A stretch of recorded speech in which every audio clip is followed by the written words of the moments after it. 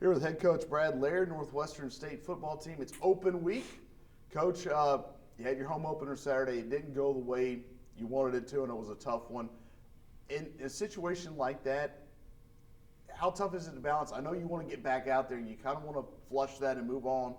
But sometimes is it good to have a bye week in this situation or an open week?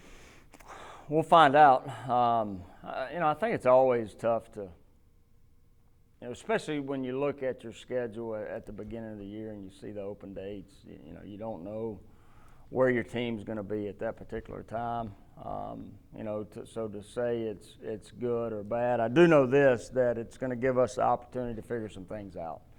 And not necessarily the X's and O's on the field, just within the things that we need to do as a team to get better. And so, probably looking back, it's probably a good time. As much as you want to, I'd have been fine with, stepping right back into it Saturday night at 10 o'clock and playing the game again, just because disappointed the product that we put on the field Saturday night, coaches and players. We'll have an opportunity this week to, look back, not just, again, the X's and O's, but a lot of things within this program that we got to get better. Injuries are a part of football. You got guys, you got the next man up mentality. First time we saw really extended playing time for Quaterius Hawkins at quarterback because Tyler Vanderwall ended up being in and out of that game. Just your thoughts on his performance now you've had a little time to look at it. Yeah, made some good decisions, made some good throws. The throw to Jay Mitch on the touchdown, was good timing, good throw. He had made some good decisions, other decisions, maybe not so well. The thing at that position, and rightfully so, it does get, you tend to look at that position more so than any other position because everybody sees that particular player every snap. They don't necessarily see the right guard. They don't necessarily see the left tackle or the defensive tackle.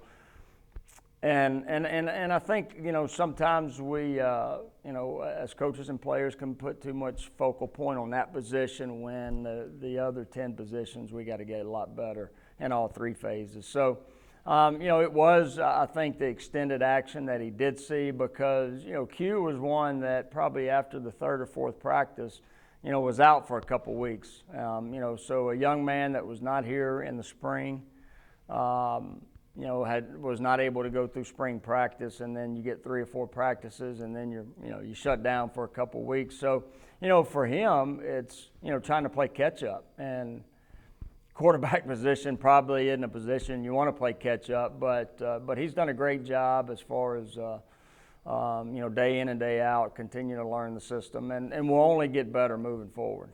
Well, a couple of guys you can count on and who've been here a lot longer, Jaden Ward and Jared Pedraza, both had very busy evenings Saturday. They both played solid games, and it's got to be good in a situation like this where it has been a tough time to rely on leaders like those two.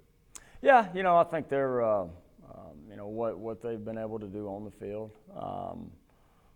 Guys that have experience in this scheme under Coach Glosser.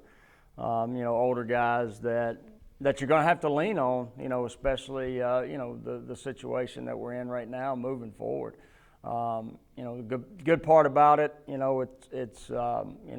was one game, not a whole season. And so we got a lot of football in front of us. And again, I've said this before, when you look at what we're capable of doing in all three phases, that gives you hope because you know what type of football team you can have when everything's put together. And so we'll build towards that over the next couple of weeks before we play Eastern Illinois.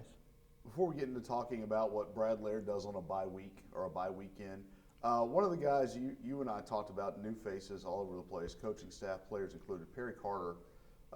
You told me he has an unbelievable story, and it's got to be, I don't know if good is the right word, but for someone like that to be able to share his perspective with the young men on this team, that's a benefit for them, not just on the field but off.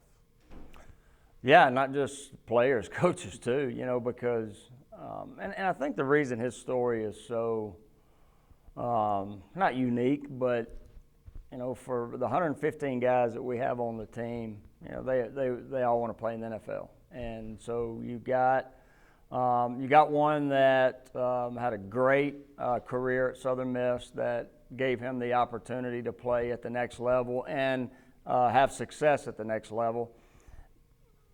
And so for him to share his message on what he went through to sustain that success over the course of his time in the NFL and the CFL, I just didn't realize what all he went through to be able to put himself in position. And I think, for our guys to hear that, because they just see, hey, I played in the NFL, I won a Grey Cup. In any of those articles, you don't read about the setbacks that he had to overcome during his time, whether it was in college or whether it was in the NFL. And so, it just shows you that continuing to work hard, overcoming adversity, because man, he was hit from every direction when you talk about adversity, and he was able to bounce back and step back up and continue to move forward. And some of those days, he wasn't moving much, but he was moving forward. And when you have those situations, when adversity hits, that's the thing you want, just to continue to move forward. And so his story was very good for coaches and players to hear. Quite a guy to have in the foxhole with you on Saturdays. No doubt. There's no doubt, because what he's had to overcome to get where he's at, you want him right beside you. All right, well, you won't necessarily be together on Saturday with Coach Carter, so when a football coach, and we probably ask you this every year, when bye week rolls around or open week, what does Brad Laird do on a Saturday instead of game planning for Eastern Illinois or McNeese or whoever's next on the schedule?